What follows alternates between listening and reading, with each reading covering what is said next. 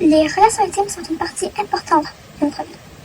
En fait, les relations amoureuses est l'élément clé pour notre bonheur et de notre épanouissement. Les couples peuvent être un soutien émotionnel envers l'autre, peuvent partager des expériences et des souvenirs. Et c'est ça qui va faire en sorte qu'il va procurer le bonheur. Parce qu'ils passent des bons moments ensemble.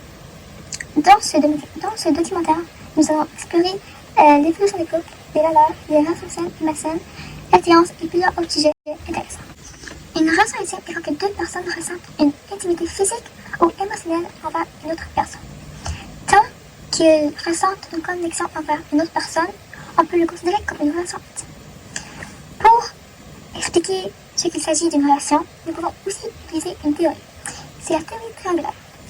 Dans cette théorie, il contient trois composantes. La passion, l'engagement et l'intimité. Et il y aurait 7 formes d'amour. L'amour potable, l'amour complexe, l'amour vif, l'amour romantique, l'amour fou, l'amour amical et l'amour accompli. Toutes ces formes contiennent tous les différents types de relations qui existent. Tant que vous avez l'une des composantes, il s'agirait d'une relation. Mais si vous avez les trois composantes, il s'agirait de la réussite. Alors cette théorie peut être bien pour expliquer de quoi s'agit une relation et tous les autres types de relations qui existent. Ce qui influencerait le choix d'un partenaire serait pas les ressemblances. Selon certaines études, les gens préféraient les gens avec qui ils contiennent des traits similaires ou font partie du même groupe social. La raison serait peut-être parce que les gens trouvent ça plus rassurant ou plus facile d'aimer quelqu'un avec qui il contient des goûts similaires. Surtout chez les hommes. Une étude française avait démontré que les hommes préféraient les femmes avec qui ils partageaient des traits similaires avec eux. Les chercheurs avaient montré plusieurs images de femmes aux hommes et 2 hommes sur 5 trouvaient plus attirant des femmes avec qui ils partageaient des traits similaires. Nous ne pouvons pas contrôler les enfants. Mais souvent, quand une personne trouve une personne attirante, c'est souvent parce que c'est une personne qui a survenu. Mais par exemple, si une personne aurait vécu de mauvaises expériences avec une ancienne relation, à ce moment-là, l'inconscient va beaucoup contrôler ses choix. Par exemple, il aurait sorti avec une fille aux cheveux blancs, mais qu'avec cette personne, la relation serait mal passée. L'inconscient va faire en sorte qu'il ne trouve plus ça très attirant les filles aux cheveux blancs pour le protéger. Alors, cette théorie peut être bien pour expliquer pourquoi nous sommes attirés par certaines personnes et d'autres non. La théorie triangulaire peut être aussi utilisée pour expliquer le développement des relations intimes. Dans cette théorie, il contient 3 composantes, les mêmes que ceux de tantôt. Ce sont la passion, l'intimité et l'engagement. Ces 3 composantes peuvent se développer de différentes manières au fil du temps dans une relation. Par exemple, au début d'une relation, la passion peut être vraiment développée, mais l'intimité et l'engagement peuvent être très bas.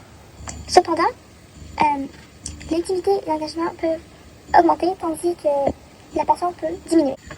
En utilisant cette théorie, les couples peuvent mieux comprendre les différents aspects de leur relation et à développer les composantes qui sont les plus importantes pour eux. Les effets d'une relation saine, il y a moins de chances d'avoir du stress. Être en relation avec quelqu'un réduit le stress psychologique, car être dans une relation engagée, ça peut être lié à une production moins de cortisol, qui est donc l'hormone du stress. Cela veut dire qu'être en relation est une excellente façon de réduire le stress si vous êtes quelqu'un qui est vraiment anxieux dans la vie. Avec des amis, ça peut être pareil, donc parler avec des gens, ça réduit vraiment les problèmes de santé mentale, car il réduit vraiment le stress. Une relation qui n'est pas saine peut déclencher plusieurs problèmes dans la vie d'une personne, comme du stress, une faible estime de soi, de la dépression, de l'anxiété, et peut même aller jusqu'au suicide si c'est vraiment une mauvaise relation. Donc tout ce qui est un peu le contraire d'une relation tous ces problèmes peuvent être posés à cause de la pression, de la manipulation, du chantage ou de la violence que vous avez vécu. Et cela vous cause beaucoup de problèmes psychologiques, et ce qui vous cause du stress, puis tout ce genre de choses. Donc, en premier, c'est la fréquentation. C'est le début de la relation, c'est la base pour commencer une relation intime. Puis le rôle dans cette étape, c'est de donner au couple un avant-goût potentiel de leur union. Puis cette étape de la vie dure jusqu'à 2 mois à 2 ans. Donc, on est rendu à l'étude Ish déménagement. Ça, c'est la deuxième étape. Puis c'est l'étape où le couple pense à vouloir vivre ensemble. Mais c'est aussi l'étape où ils commencent à mieux se connaître, qu'ils remarquent leurs différences ou leurs points communs. Puis c'est important de faire ça avant qu'ils déménagent. L'étape 3 est au moment où le couple se marie ou qu'ils font des gros projets comme acheter une maison. Mais c'est aussi le moment où le couple commence à être de plus en plus heureux et à se sentir de plus en plus à l'aise. L'étape 4 est l'arrivée de l'enfant. Donc c'est le stade où c'est qui décide d'avoir des enfants. Puis le rôle à cette étape est de gérer les projets en équipe. Mais les problèmes qui arrivent souvent à cette étape, c'est que les parents oublient leurs préoccupations. Mais c'est important de ne pas les oublier. Il est important aussi de penser à soi-même et à son couple et non seulement aux enfants. Alors, il faut vraiment faire attention quand le couple arrive à cette étape. La dernière étape, c'est le stage où c'est que certains membres de la famille meurent. La relation peut vraiment être bousculée, mais ils ne s'arrêtent pas de s'aimer. Le rôle à cette étape est de se soutenir et d'aider les uns les autres. C'est un moment très difficile pour le couple. Puis le problème, c'est ce qui peut arriver à ce moment-là, c'est qu'ils tombent en dépression s'ils ne s'entraident pas. Quelles sont les valeurs dans le couple? Il y a le respect, l'honnêteté, l'écoute, la sympathie, l'affection, l'amour et la communication et plusieurs autres choses. Il est très important d'avoir des valeurs dans un couple car sinon cela ne marcherait pas. Selon une étude, l'honnêteté serait l'une des qualités les plus recherchées chez les hommes et chez les femmes. Ce serait 40% pour les femmes et 30% chez les hommes. Mais, sur moi, ce serait l'amour, la valeur la plus importante, car c'est avec ça que l'on se sent aimé, c'est comme ça qu'une relation marche. Mais après ça, il y aurait la communication qui est très importante aussi. C'est avec cela qui fait que le couple se comprend mieux, qu'il y a moins de chicanes, moins de conflits. Et avec cette valeur-là, ça va faire en sorte que le couple ait plus confiance entre eux et qu'ils se comprennent mieux. Les normes dans un couple. Il est très important d'avoir des attentes dans un couple. C'est quelque chose de très normal. Les attentes pourraient être comme passer une fin de semaine ensemble, donner des petits cadeaux, avoir une bonne routine, plein de petites choses comme ça. C'est important d'en avoir en cause. C'est ça qui va faire en sorte que tu as une bonne relation avec ton partenaire. Il faut aussi comprendre que dans un couple, c'est normal d'avoir des hauts et des bas. C'est quelque chose de vraiment normal, puis il ne faut pas s'en inquiéter. Il arrive avec le couple, aucun couple est parfait. Mais si ça arrive trop souvent, t'es juste parler avec ton partenaire. Si elle va bien, si peut-être que juste comme fatigué, peut-être que t'en veux pas. C'est normal. Ton couple fait des choses toujours, le couple sont souvent. Tout couple est différent. Mais si ça arrive vraiment trop souvent, tu peux lui poser quelques questions si elle va bien. Quelles sont les attentes dans un couple? Les couples peuvent avoir de la pression à cause de la société. Comme la société s'attend à ce que ton couple soit parfait. Tes amis s'attendent à ce que tu passes à eux que ton copain. Ta famille veut pas que tu aies un copain à un certain âge. Ta famille veut que tu aies un enfant obligatoire, parce qu'ils veulent que les grands-parents. Ce sont toutes des attentes que l'on attend dans un couple. Les couples musulmans n'ont pas le droit d'être en relation hors mariage. Selon la religion, ce serait haram. S'ils veulent se marier avec quelqu'un, il faut qu'ils la rencontrent. La personne avec qui ils veulent se marier, ça peut être quelqu'un qui connaît déjà, comme quelqu'un au travail, quelqu'un de la famille, ou soit qu'ils se connaissent juste pas. Pendant la rencontre, il doit y avoir une troisième personne. Et ça doit être un mariam de la femme qui doit être là. Donc ça veut dire soit un père ou un frère. La rencontre va permettre d'en savoir un peu plus sur l'autre. Ceci va faire en sorte qu'ils auront un mariage réussi. Dans la religion musulmane, les hommes ont le droit d'avoir 4 femmes. Et la raison pour cela, c'est parce que pendant la guerre, il y avait beaucoup de maris qui mouraient pendant la guerre, puis les femmes se retrouvaient seules. Alors les hommes pouvaient se marier avec plusieurs femmes pour protéger ces femmes-là. Mais cependant, les femmes n'ont pas le droit d'avoir 4 maris, seulement un mari. Mais comment se passe le mariage musulman?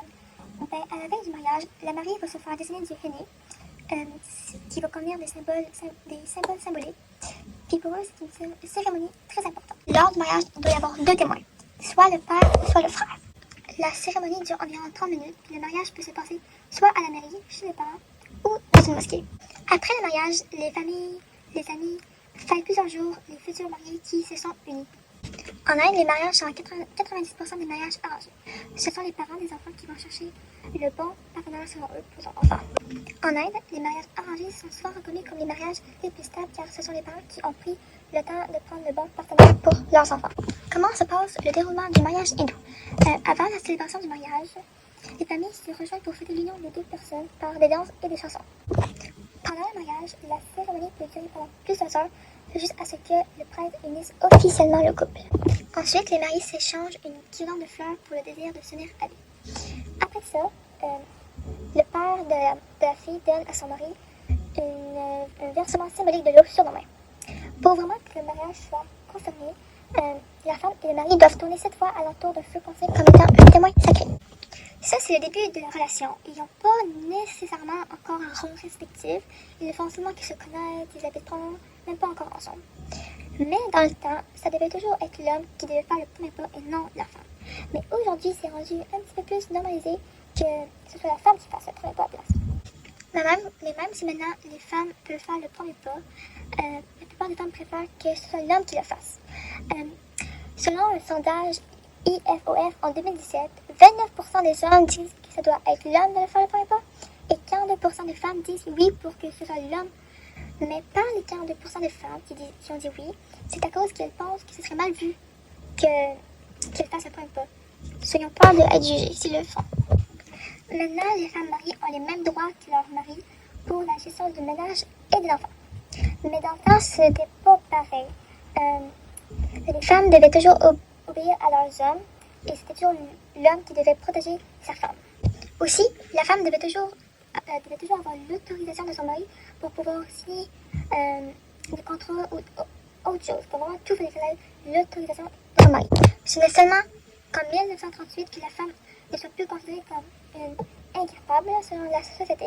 Puis de plus, la demande en mariage n'est plus seulement rendue au rôle de l'homme, mais aussi à la femme.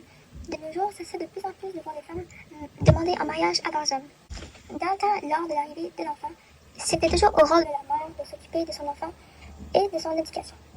Mais aujourd'hui, il est rendu beaucoup plus normalisé que ce soit les deux parents qui s'en occupent. Et aujourd'hui, même si la mère veut les enfants, elle peut quand même aller travailler. Mais dans le temps, il fallait qu'elle reste au foyer. Il y a plusieurs institutions sociales qui influencent les relations intimes, comme la famille. La famille peut influencer les relations intimes, car souvent la famille te demande si tu as un copain ou une copine, et si tu en as pas, ils vont te faire culpabiliser pour pas en avoir. Alors là, tu vas te sentir forcé d'en avoir une. Les médias influencent aussi les relations intimes, car souvent les gens pensent que leur couple est parfait, alors que non. Ils montrent seulement une fausse image de leur couple et les gens pensent que leur couple doit être parfait comme eux alors que non. L'école en fait aussi partie car c'est souvent à l'école aussi que les gens rencontrent leur premier amoureux ou amoureuse. Et aussi à l'école, il y a beaucoup de gens, alors il y a beaucoup de chances que tu aies une relation intime grâce à l'école.